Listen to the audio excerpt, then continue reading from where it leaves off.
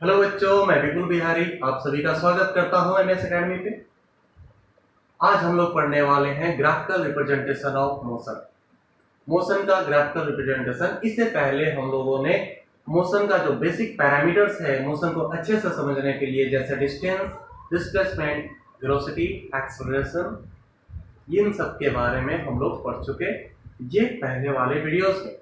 अगर आपको नहीं देखे तो एमएस एकेडमी यूट्यूब चैनल पे प्लेलिस्ट में जाकर आप मोशन क्लास 9 वाले प्लेलिस्ट में देखें, आपको इससे पहले की वीडियोस मिल जाएगी।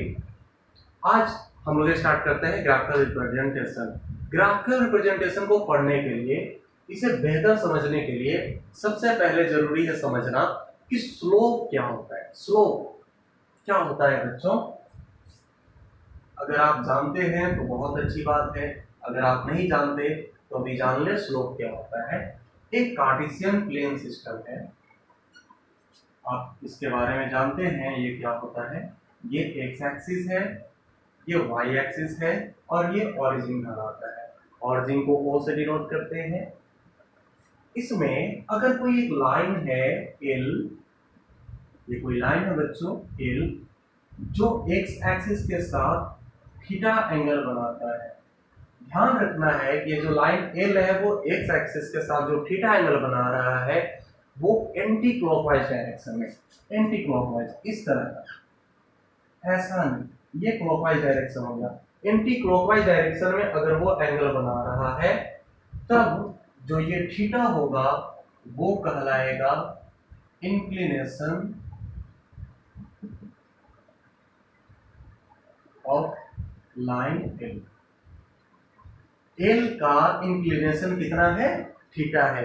अगर वो एंटी क्लॉकवाइज, देखिए मैंने ये एरो के सहारे ये समझाने की कोशिश किया कि वो जो एंगल है वो एंटी क्लॉकवाइज डायरेक्शन है, तो वो क्या होगा? इंक्लिनेशन। जब आप इस इंक्लिनेशन के साथ टेंजेंट लगा देते हो, मींस इस थीटा के साथ जब आप टेन थीटा, आप इसे जब टेन थीटा बोलते हो तो वो उस लाइन एल का स्लोप कहलाता है बच्चे। क्या कहलाता है? स्लोप। कौन सा स्लोप? इस एल लाइन का स्लोप tan थीटा कहलाएगा। स्लोप को हम लोग m से डिनोट करते हैं, जनरली स्मॉल m से डिनोट करते हैं। कभी कभी जब बहुत सारे स्लोप के बारे में बताना होता है तो हम लोग वहाँ पे small m, capital M, m1, m2 जो चाहे बता सकते हैं, लेकिन जनरली हम लोग स्मॉल m से स्लोप को डिनोट करते हैं। अब इस स्लोप को थोड़ा और बेहतर समझते हैं कि क्या होता है। जैसे मैं इसके जरिए आपको समझाने की कोशिश करता हूँ। ये यहाँ पे बच्चों थीटा जीरो है, जीरो थीटा है, तो क्या इसमें कुछ ढाल है? जैसे मान लो ये कोई रोड है, ये रोड है तो ये समतल चलता जा रहा है, कोई ढाल नहीं है। जब कोई रोड पे इस तरह का होता है और कोई गाड़ी ऐसे चलते जा रही है, ये कोई गाड़ी, तो इसको चढ़ना पड़ता है, ये चढ़ना पड़ता है, ऊपर की ओर जाना पड़ता है, उस गाड़ी को ज्यादा जोर लगाना पड़ता है। आप अगर पैदल हो या साइकिल से हो तो आपको ज्यादा जोर लगाना पड़ेगा। तो यहाँ से हम लोग करते हैं, इस रोड का ढाल ज्यादा है, अगर ऊपर से नीचे आना है तो आसानी से सुर से आ जाओगे आप, क्योंकि यहाँ पे इसका ढाल बढ़ गया। ये और भी ज्यादा ढाल बढ़ गया, ज्यादा ढाल आपको दिख रहा है, ये और भी ज्यादा। अच्छा, ये जो हमारा था वो क्या था? हॉरिजॉन्टल। तो हॉरिजॉन से ये जितना ज्यादा ऊपर जा रहा है बच्चों, ढाल उतना ही बढ़ता जा रहा है। ये जो ढाल है इसी को स्लोप कहते हैं। तो यहाँ पे जितना ज्यादा थीटा का वैल्यू होगा, जैसे जैसे थीटा बढ़ता जाएगा ढाल वैसे वैसे बढ़ता जाएगा। तो एक स्थिति ऐसी आ गई, जब ये जीरो पे होगा तो ढाल जीरो होगा। जब ये 45 पे आएगा, ऐसे बढ़ते बढ़ते 0.1, 0.2 स्लोप होता जाएगा, बढ़ता है 0.3, 0.4, ये बढ़ते बढ़ते जब ये 45 डिग्री पे आएगा तो इसका स्लोप हो जाएगा 1, और ये धीरे धीरे फिर बढ़ता जाएगा 1.1, 2, 3, 4, बढ़ते बढ़ते बढ़ते बढ़ते ये 90 डिग्री। इस एक्स एक्सिस के साथ इसका जो एंगल बना वो क्या बना? 90 डिग्री बना, एंटी क्लॉकवाइज डायरेक्शन में। जब थीटा का वैल्यू 90 डिग्री होता है तब उसका जो स्लोप होता है बच्चों वो मैक्सिमम होता है, क्योंकि इसका स्लोप मैक्सिमम है, ये मैक्सिमम है। यहाँ पे कुछ रखो तो इसको ढलने में काफी ज्यादा समय नहीं लगेगा और बहुत आसानी से ढल जाएगा। और यहाँ पे चढ़ना बड़ा मुश्किल है क्योंकि इसका स्लोप बहुत ज्यादा है। अच्छा, जब आप इसको 90 डिग्री से फिर जब थीटा बढ़ाना चाहते हो, 90+1 90+2 थीटा बढ़ रहा है, तो देखो फिर से ये स्लोप घटता जा रहा है, ये स्लोप घटता जा रहा है, घटते घटते घटते घटते फिर से ये 0 पे आ गए। तो स्लोप मैक्सिमम होता है 90 डिग्री पे, मिनिमम होता है 0 डिग्री पे, और 1 होता है 45 डिग्री पे। जब tan थीटा यानी tan 45 डिग्री था तो उसका स्लोप कितना था? 1। स्लोप 1 होता है बच्चों। तो ये स्लोप होता है। तो ये स्लोप हम लोग निकालेंगे कैसे?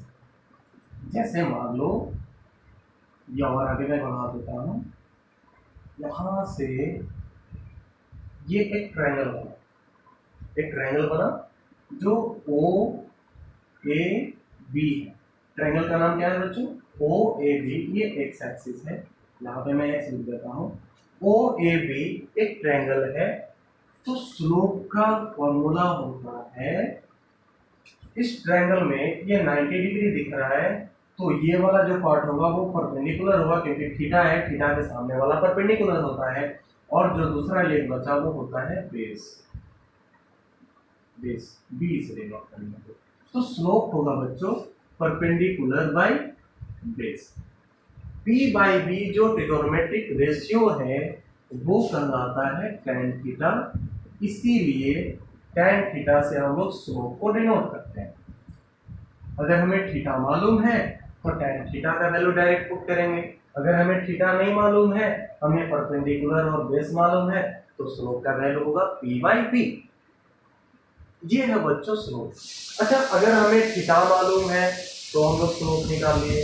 अगर हमें p बाई बी, p और b मालूम है तो भी स्लोप निकाल लिए। पर अगर इन दोनों हमें मालूम नहीं है, ये दोनों थीटा या परपेंडिकुलर और बेस हमें मालूम नहीं है, कुछ और मालूम है, जैसे एक कार्टेशियन प्लेन सिस्टम है x o y, इसमें कोई एक लाइन है l जिसका 2 कोऑर्डिनेट दिया हुआ है। पॉइंट ए का कोऑर्डिनेट है बच्चों x1 y1, और पॉइंट बी का कोऑर्डिनेट है बच्चों x2 y2। हमें बस इतना पता है, थीटा नहीं पता है। तो इसका स्लोप क्या होगा बच्चों? इसका स्लोप होगा x2 और x1 एक तरफ रखेंगे, y2 और y1 एक तरफ। आपको पता है x कोऑर्डिनेट को एब्सिसा कहा जाता है, y कोऑर्डिनेट को ऑर्डिनेट कहा जाता है।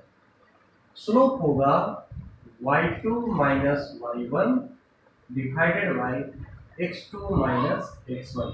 मीन्स ऑर्डिनेट का डिफरेंस डिवाइडेड बाय एब्सिसा का डिफरेंस। दोनों के बीच का जो डिफरेंस है उनका रेशियो जो होगा वो स्लोप कहलाएगा, m कहलाएगा। तो ये स्लोप है। स्लोप का बहुत इस्तेमाल है बच्चों जब हम लोग पढ़ेंगे अलग अलग ग्राफ, जो ग्राफ का रिप्रेजेंटेशन होगा मोशन का, और उसमें स्लोप के जरिए हम लोग बहुत अच्छी अच्छी जानकारियां इकट्ठा करेंगे और उसे समझेंगे। यहाँ पे आप एक बात ये समझो कि जैसे जैसे ये थीटा का वैल्यू बढ़ता है बच्चों, स्लोप उतना ही बढ़ता है। ये आपको हमेशा ओरली याद रखना है, ताकि जब भी कुछ इससे रिलेटेड बताया जाए तो आपके दिमाग में आ जाए कि थीटा का वैल्यू बढ़ने से स्लोप का वैल्यू बढ़ता है। लेकिन वो 90 डिग्री तक, 90 डिग्री पे थीटा मैक्सिमम, यानी 90 डिग्री पे थीटा 90 डिग्री होता है और वहां पे स्लोप मैक्सिमम होता है। अगर उसके बाद 90 प्लस थीटा हम लोग कुछ करते हैं तो स्लोप जो होगा वो घटना शुरू हो जाएगा। हमें उसके आगे बढ़ने की जरूरत नहीं है, हम लोग बस 90 डिग्री तक ही काम करेंगे। दूसरी बात ये ध्यान रखना है बच्चों कि वाई एक्सिस से कोई लाइन जितना करीब है स्लोप उसका उतना ही ज्यादा है।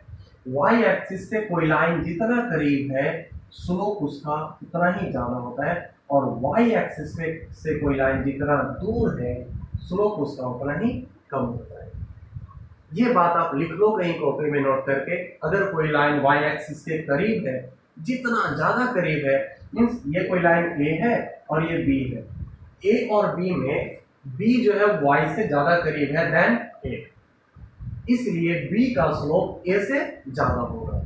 ये समझने के लिए बच्चों, ऐसा थ्योरेटिकली हम नहीं लिखते, ये समझने के लिए हम लोग जब आगे ग्राफ पढ़ेंगे तो वहां पे हमें बहुत काम आने वाला है। वाई एक्सिस से जो जितना करीब है उतना ज्यादा स्लोप, जितना दूर है उतना कम स्लोप। जितना ज्यादा दूर होगा मतलब वो x के करीब होगा, x का करीब होने का मतलब स्लोप कम होना, y के करीब होने का मतलब स्लोप ज्यादा होना। आप इस बात को नोट करें। ये था स्लोप के बारे में। अब हम लोग पढ़ने वाले हैं ग्राफिकल रिप्रेजेंटेशन, जो मेन पार्ट, मेन टॉपिक जो हमारा है उसमें हम लोग सबसे पहले पढ़ेंगे distance versus time graph. Distance और टाइम के बीच का जो ग्राफ होता है उसी में हम लोग डिस्प्लेसमेंट टाइम ग्राफ भी पढ़ेंगे, और इसके बाद अगली वीडियोस में हम लोग वेलोसिटी टाइम ग्राफ के बारे में पढ़ेंगे और वहां पे उसका और डिटेल देखेंगे। तो चलिए स्टार्ट करते हैं डिस्टेंस वर्सेस टाइम ग्राफ। आप इसे नोट कर लें, वीडियो को पॉज करके मैं इसे निकाल देता हूं।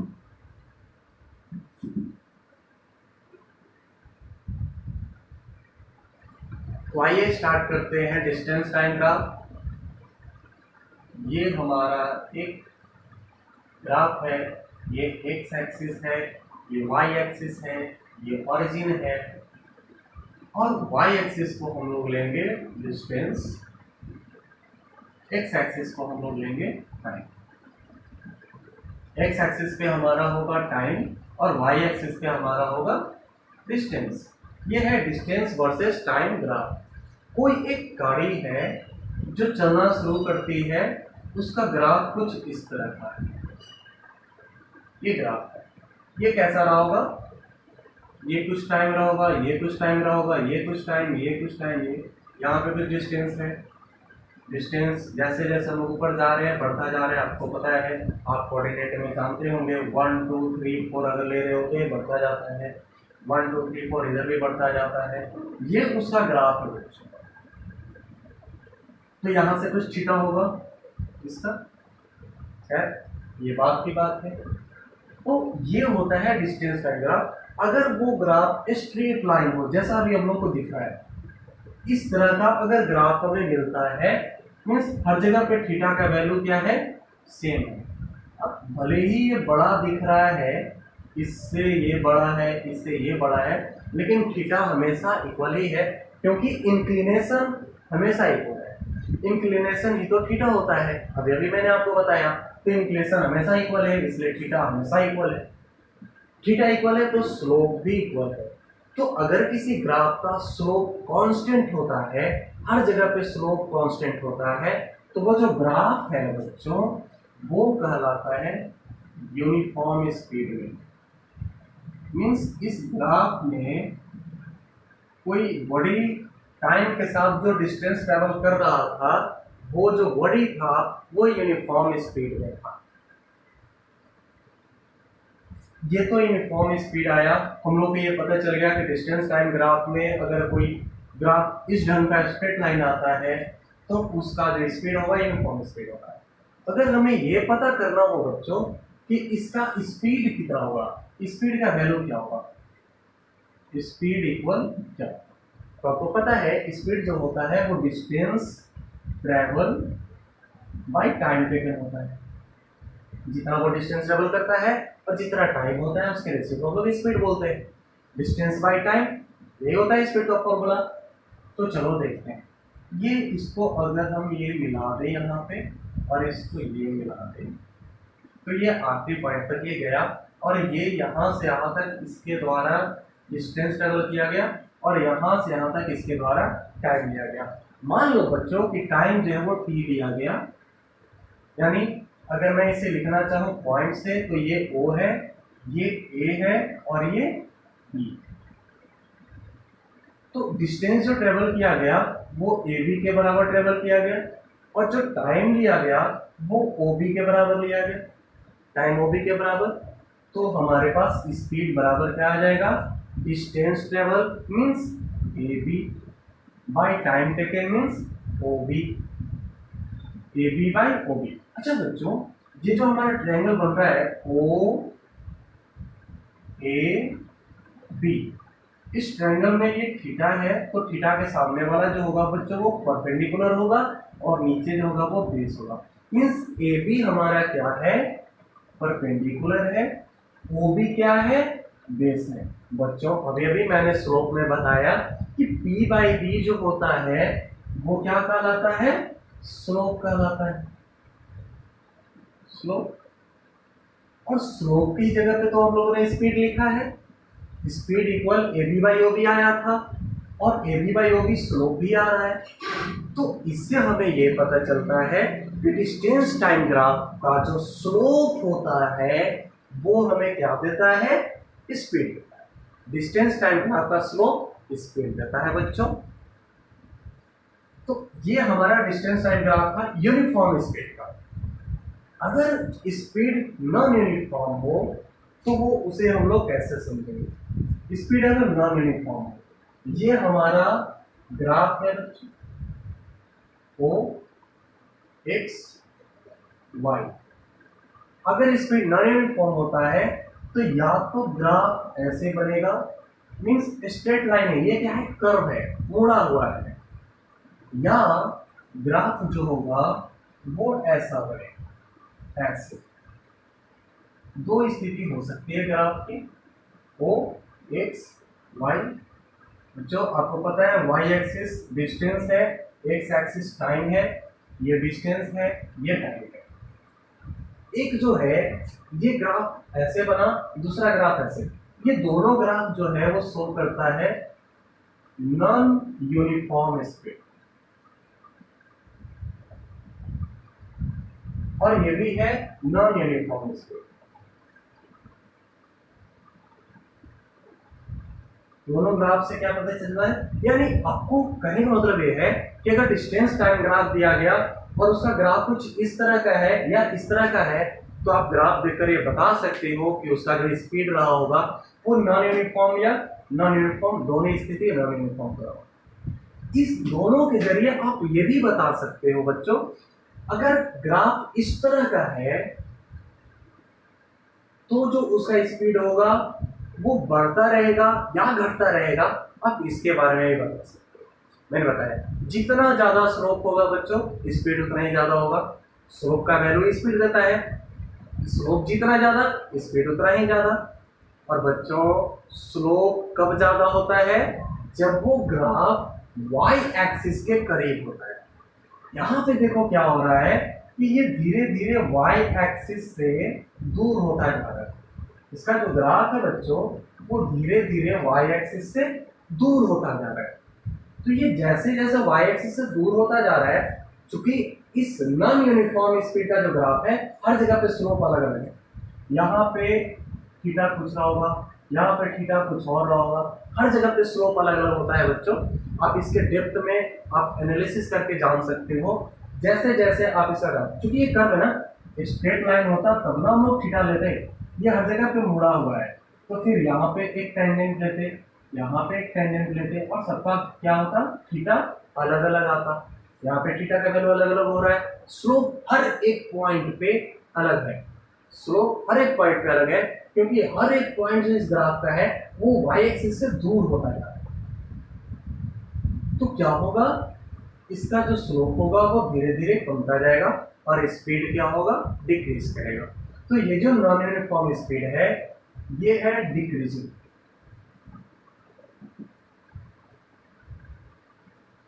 और इसमें क्या हो रहा है, हर बार ये ऐसे लग रहा है ना जैसे ये करीब होना चाह रहा है, ये नजदीक आना चाह रहा है।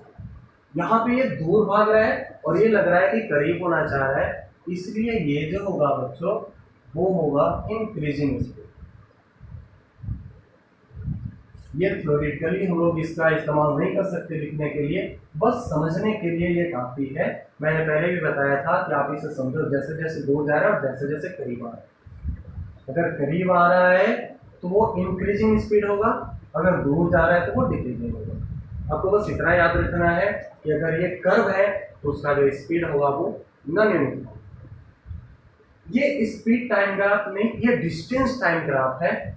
एक और ग्राफ होता है डिस्टेंस टाइम ग्राफ का, और वो ये है कि कोई ऑब्जेक्ट है बच्चों, ये वो है, एक्स है, वाई है, टाइम को देगा, ये डिस्टेंस। कोई एक ऑब्जेक्ट है, कार ही मान लो, वो एक कार है, टाइम 1 आवर पे इसका जो डिस्टेंस था वो यहाँ पे, टाइम 2 आवर पे भी डिस्टेंस यहीं पे है, 3 आवर पे भी डिस्टेंस यहीं पे है, 4 पे भी डिस्टेंस यहीं पे। मीन्स समय बीतते जा रहा है लेकिन इसका जो डिस्टेंस है, जो ये डिस्टेंस ट्रेवल किया वो उतना ही का उतना ही है। मीन्स डिस्टेंस आगे बढ़ ही नहीं रहा है, टाइम के साथ ही अपने डिस्टेंस को चेंज कर ही नहीं रहा है। बच्चों, जब कोई बॉडी टाइम के साथ अपना स्पीड नहीं चेंज करता है, जब कोई बॉडी टाइम के साथ अपना डिस्टेंस नहीं चेंज करता है, मीन्स अपने पोजीशन को नहीं चेंज करता है, तो वो रेस्ट में कहलाता है, उसका स्पीड नहीं होता। तो ये जो ग्राफ होगा वो इस तरह का होगा। अगर आपके पास डिस्टेंस वर्सेस टाइम ग्राफ में ग्राफ इस तरह से दिखे तो आप समझ जाना कि बॉडी जो होगा वो at rest. Distance time graph को हम लोग पोजीशन टाइम ग्राफ भी कहते हैं, क्योंकि ये पोजीशन के बारे में शो करता है। तो अगर इस तरह का ग्राफ रहा तो आप उसे क्या समझोगे कि वो बॉडी जो है वो रेस्ट में। अगर यूनिफॉर्म स्पीड रहा तो इस तरह का होगा, नॉन यूनिफॉर्म रहा तो ये 2 तरह का हो सकता है, और अगर रेस्ट में रहा तो ऐसे। यूनिफॉर्म होगा तो हम लोग इसके हेल्प से अगर इसका स्लोप निकालते हैं तो हमारे पास क्या आ जाता है, उसका स्पीड आ जाता है। Speed means slope of graph. Distance type graph का जो स्लोप होगा वो स्पीड देगा, आप इसे नोट कर लो। आपको स्पीड निकालना होगा, ऐसे ऐसे क्वेश्चंस मिलेंगे।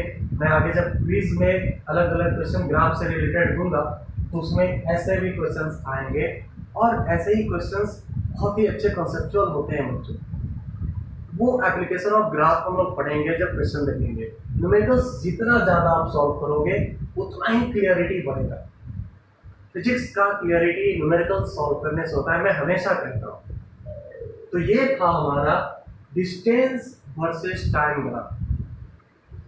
हम लोग ये 3 बार 3 ही स्थिति में देखे, जब वो यूनिफॉर्म स्पीड होगा, जब नॉन यूनिफॉर्म होगा, और जब रेस्ट में। यहाँ पे स्लोप जरूरी था, आपको समझ में आया। अब अगले वीडियोस में हम लोग पढ़ेंगे वेलोसिटी टाइम ग्राफ, या वो होगा speed time graph. Speed time graph या वेलोसिटी टाइम ग्राफ, ये था डिस्टेंस टाइम ग्राफ। तो आप इंतजार करें, आपको अगले वीडियोस अगले लेक्चर में मिल जाएंगे। तब तक के लिए आप पढ़ते रहें, अपना ख्याल रखें। धन्यवाद।